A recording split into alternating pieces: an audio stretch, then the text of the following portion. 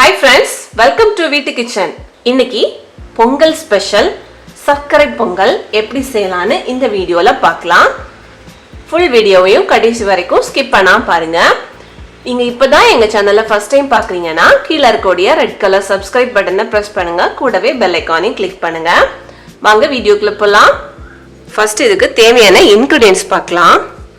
இதுல 2 கப் பச்சரிசி எடுத்துர்க்கேன். அடுத்தது நான் எடுத்துர்க்க அளவு எல்லாமே இந்த கப் அளவு. இந்த கப்புக்கு 2 கப் பச்சரிசி எடுத்துர்க்கேன். அதே கப்புக்கு அரை கப் சிறுபயிறு எடுத்துர்க்கேன். பச்சை பயிறுன்னு சொல்வாங்கல்ல, அந்த பச்சை பயிறு அரை கப் எடுத்துர்க்கேன். அடுத்தது 1 கப் பச்சரிசிக்கு 1.5 கப் வெல்லம் பொடிச்சு வச்சிருக்கேன். அதே மாதிரி 1.5 கப் நாட்டு சர்க்கரை எடுத்திருக்கேன். இது வந்து கரெக்டான அளவா இருக்கும். அடுத்தது முந்திரி பருப்பு கிஸ்மிஸ் எடுத்திருக்கேன். ஒரு சின்ன துண்டு சுக்கும் 5 ஏலக்காயும் எடுத்திருக்கேன். அப்புறம் நெய், தேவைக்கேத்தாக்குல நெய் எடுத்துக்கலாம். இவ்வளவுதான் இதுக்கு தேவையான இன்கிரிடியன்ட்ஸ். அடுத்து ஸ்டவ் ஆன் பண்ணி பானை வச்சிருக்கேன். மண் பானை வச்சிருக்கேன். மண் பானையில் பொங்கல் சாப்பிடும்போது நல்ல டேஸ்டாக இருக்கும். நம்ம எந்த கப்பில் அரிசி எடுத்தோமோ அதே கப்பில் 1 கப்பு பச்சரிசிக்கு 6 கப் அளவுக்கு தண்ணி விட்டு வச்சுருக்கேன். அப்போ மொத்தம் நாம் 2 கப்பு பச்சரிசி எடுத்திருந்தோம். அப்போ நமக்கு 12 கப்பு தண்ணி விட்டு நான் வந்து கொதிக்க வச்சுருக்கேன். நம்ம வந்து வெறும் பச்சரிசி மட்டும் இல்லை, பயிரும் சேர்த்துருக்கனால இந்த அளவு கரெக்டாக இருக்கும். இப்போ பாருங்க, தண்ணி கொதிச்சாச்சு. இனி இதில் நாம எடுத்து வச்சிருக்கக்கூடிய அரை கப்பு சிறுபயிரையும் இதில் சேர்த்துடலாம்.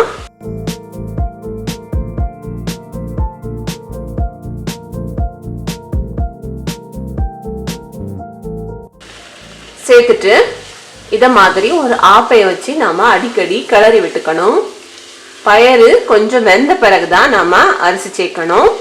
ஏன்னா இதுல வந்து நாம பயிறு வந்து ஊற வைக்காத பயிருங்கிறதுனால வேகிறதுக்கு கொஞ்சம் டைம் எடுக்கும். ஸோ அடிக்கடி கிளறி விட்டுக்கணும். இந்த மாதிரி பயிறு கொஞ்சம் வேகட்டும், அதுக்கப்புறம் நம்ம அரிசி சேர்த்துக்கலாம். அதுக்கு முன்னாடி அரிசியை நல்லா வாஷ் பண்ணி வச்சுக்கலாம். இப்போ பாருங்க, சிறுபயிறு வெடிச்சு வேகிற ஸ்டேஜ் வந்தாச்சு. இந்த ஸ்டேஜில் நாம அரிசியை போட்டுக்கலாம்.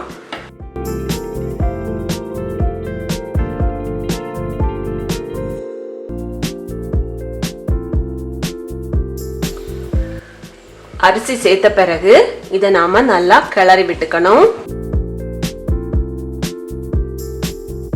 மண் பானைங்கிறதுனால நமக்கு சீக்கிரமாவே அடி பிடிக்க ஆரம்பிச்சிரும். அதனால அடிக்கடி கிளறி விட்டுக்கணும். சப்போஸ் தண்ணி வந்து கம்மியா இருந்து அப்படின்னா நீங்க வந்து சுடு தண்ணி வச்சு அந்த சுடு தண்ணியை நீங்க வந்து இதுல ஆட் பண்ணிக்கலாம் தேவைப்பட்டுனா. அடிக்கடி கிளறி விட்டுக்கணும். இனி இது வேகட்டும். இப்போ அரிசி எடுத்து பாருங்க, நல்லா வெந்திருக்கு. இந்த ஸ்டேஜில் நாம வெல்லம் போட ஆரம்பிச்சிடலாம். இனி இதுல நாம வெல்லம் சேர்த்துக்கலாம். வெல்லம் சேர்க்கும் போது நமக்கு இன்னும் இது வந்து லூஸ் ஆகும். ஸோ அதனால வெல்லம் இலகி வரட்டும். ஒரு கிளறி விட்டுக்கோங்க.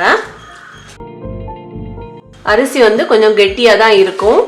நம்ம வெல்லம் சேர்க்க அது வந்து இலகி வரும்.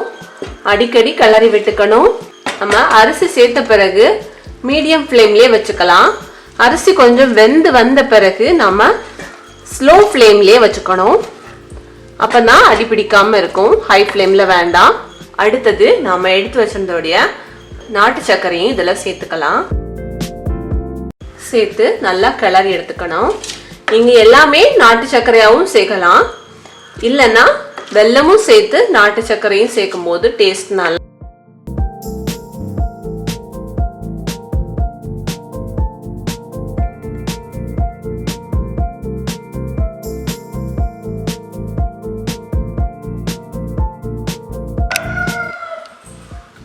பாருங்க, வெல்லம் நல்லா கரைஞ்சாச்சு. இந்த ஸ்டேஜில் நாம் வறுத்து வச்சிருக்கக்கூடிய நெய்யில் வறுத்து வச்சிருக்கக்கூடிய முந்திரி பருப்பு கிஸ்மிஸ் சேர்த்துக்கலாம். அப்புறம் சுக்கும் ஏலக்காயும் இடித்து வச்சுருக்கேன், அதையும் சேர்த்துக்கலாம். துருவின தேங்காய் இருக்குது, இதை நான் ஃபஸ்ட்டு இன்க்ரீடியன்ஸில் சொல்லியிருக்க மாட்டேன். தேங்காய் பிடிக்குங்கிறவங்க இதை ஆட் பண்ணிக்கலாம், பிடிக்காதுங்கிறவங்க இதை வந்து ஸ்கிப் பண்ணிக்கலாம்.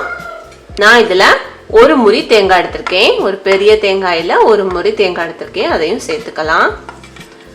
தேங்காய் போடும்போது என்ன கொஞ்சம் டேஸ்ட் நல்லாயிருக்கும். சில பேருக்கு தேங்காய் போடுறது பிடிக்காது, அப்போது நீங்கள் இதை ஸ்கிப் பண்ணிக்கலாம். எல்லாம் சேர்த்து நல்லா கிளறி எடுத்துக்கலாம்.